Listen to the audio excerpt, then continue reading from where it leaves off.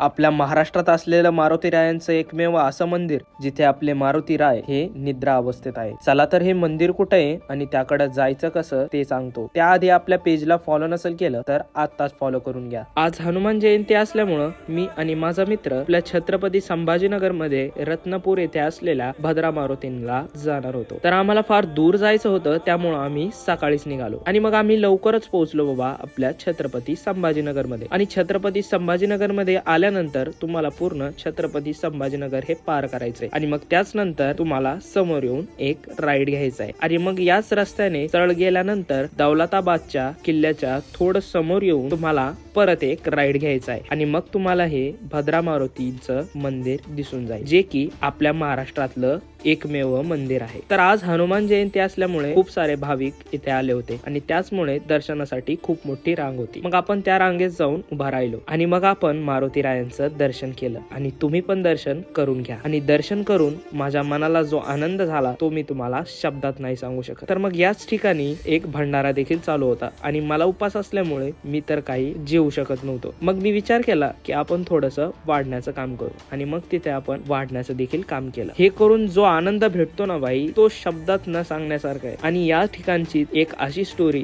जी की आजपर्यंत कोणालाच माहिती नाहीये, ती तुम्हाला पुढच्या व्हिडिओत सांगतो। तर कोण कोण या मंदिराला आज आलं होतं त्यांनी नक्कीच कमेंट करा आणि अशाच ब्लॉग साठी तुमच्या भावाला आत्ताच फॉलो करा।